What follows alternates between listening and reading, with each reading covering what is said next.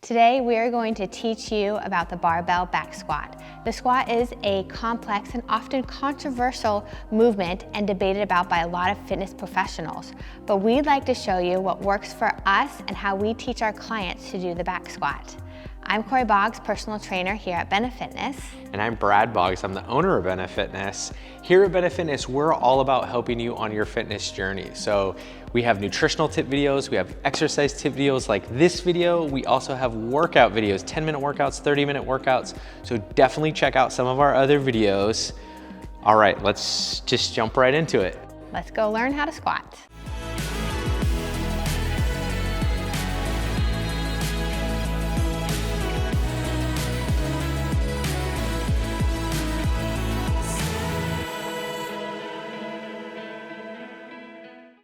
So before we begin, if this barbell back squat is not in your repertoire of squatting, we actually have another video that teaches about basic squat form with a goblet, band around your knees, heels lifted, just to help you work on your squat best. So it'll be lifted over there, maybe up here, who knows, Brad will put it somewhere. I will.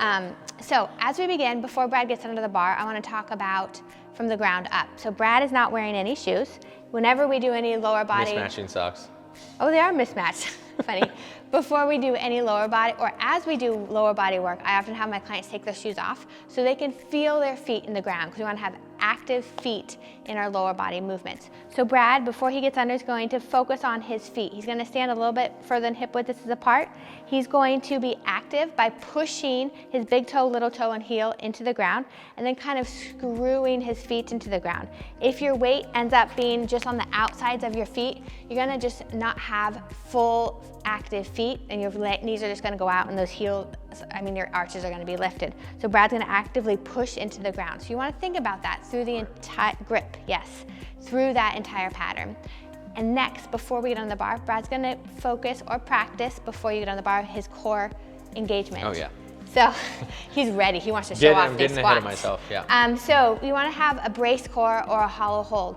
So think about diaphragm breathing. When you exhale, you kind of create this brace, your ribs, everything collapse down, or almost like somebody's going to give you a sucker punch. So it's an inhale in through the nose, and as you exhale, you create this brace.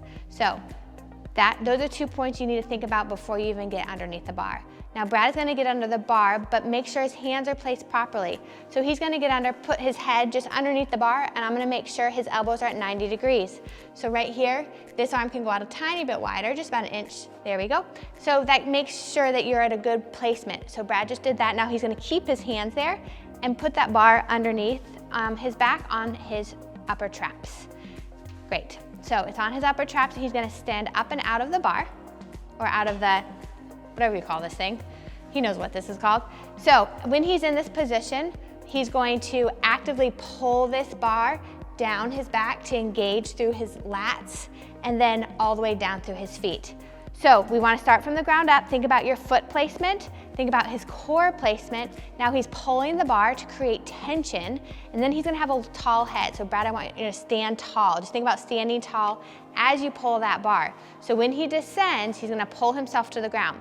All right, Brad, you're going to give one in just a second. You're going to sit back into your heels and sit into a depth that feels comfortable for you. Nothing too strenuous yet, okay? Brad's going to do one for us. And up.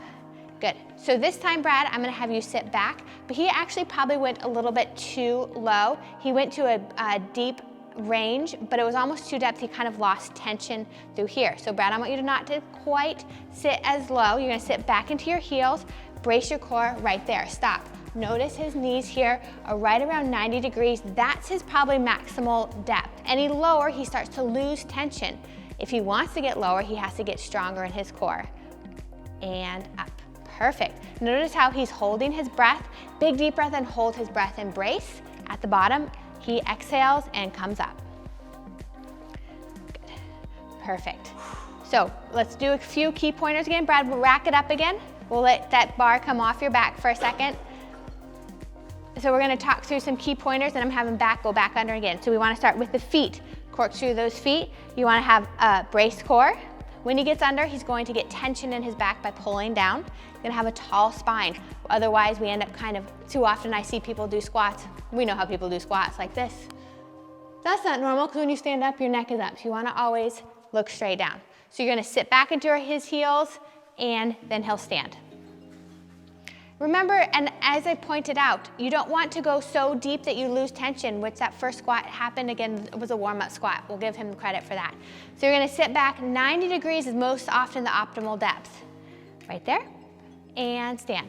So big deep breath in. You notice he did that big deep breath in. Brace, drive through the heels. Good. In through the nose, out through the mouth. Exactly, good. That brace diaphragm breathing is going to keep that core solid, keep that back from arching, and he's going to give me one more.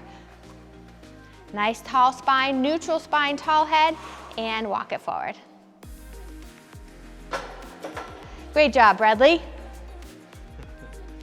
Hopefully, so we gave you just a few quick pointers that we use with our clients that help them learn how to squat. Again, it takes practice. Those are just some basic things. A lot of people can talk about toes in, toes out. We just don't want to get into those issues that sometimes people are like, oh, what's right, what's wrong? Focus on what works, what feels right, and just those main key pointers. Don't get too, what's the right word? Don't get too complex. But also don't be afraid to go back and watch, like we said in the beginning, our other videos on just like the basics of the squat, even before you get under the bar.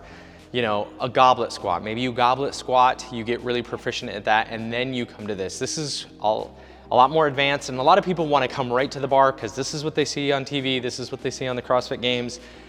But the key is I think Kori and I are both wanting to point out is to do it right, do it correctly, before you start adding a ton of load.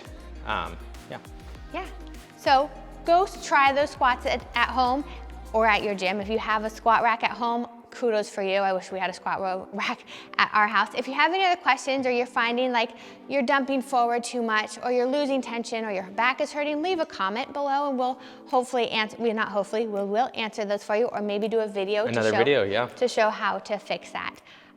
So yeah, check out our other videos, like this video if you did. Also subscribe to our channel so you can get notified when we post new ones. We try to do one or two at least weekly. And yeah, we'll see you next time. We'll see you next time.